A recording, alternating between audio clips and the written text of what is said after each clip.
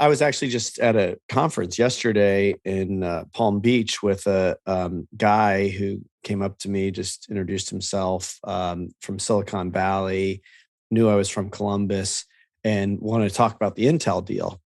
And this, it's obviously, this is on people's radar. And his question to me was, why Columbus? How did Columbus win that deal?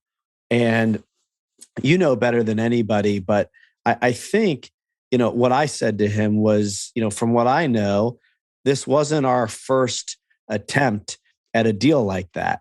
And so it didn't just happen. It happened over many, many years of laying the groundwork and coming in second and third place so that we were ready and able to actually do what it takes to win the deal. And there's many other factors involved too. But, I am kind of curious to hear a little bit more from your perspective on one, why Columbus, and two, what does that deal do to transform this community?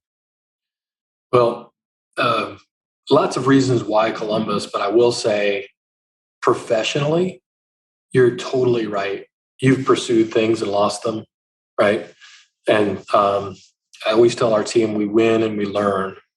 We never lose. And opportunities have a way of coming back around. And we work with Foxconn.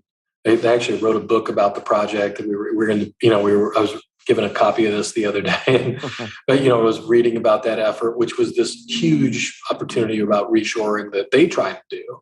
And I'll give them all the credit in the world that they cracked the ice on some things, and we learned a lot by working with them at a global level. We learned a lot by competing for the Amazon HQ2 project and the kind of diversity that we were going to have to bring to the table and how to approach projects, big and small, going forward. We've done that. And by the way, talk about a team. There really is probably hundreds of people behind the scenes that actually help make this happen, starting with the governor and his team, and Jobs Ohio and their team, and probably the two most notable ones that did a bunch of the heavy lifting, the New Albany team, the New Albany company team, and all these people who just did heroic things for the last 12 months. I will say that there was a small group that would have kind of motivational calls and said, you know what, we're going to do it. We're whatever this takes, we're going to figure out how to make this work.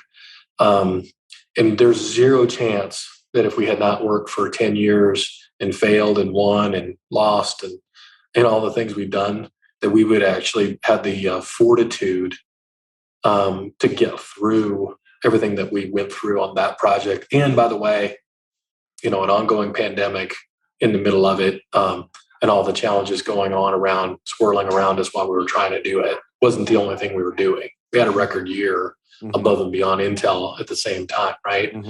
So it just shows that you can actually accomplish great things when you have a team, a network, and you've won and lost together, and you've learned from it, right? And you've taken the time to learn from it. And then you also got people that want to force you to think big, right? My greatest fear, thinking about this morning, Brett, about 100 years ago, we built the Lubbock Tower, we built the shoe, built the airport, and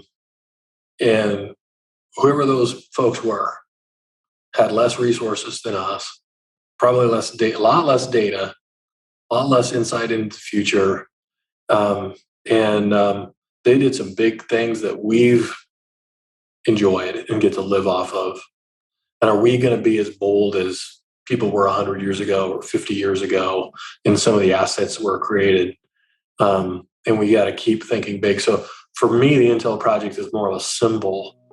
It's going to bring all kinds of great things that I could go into great detail about, but it's more of a symbol of it's possible.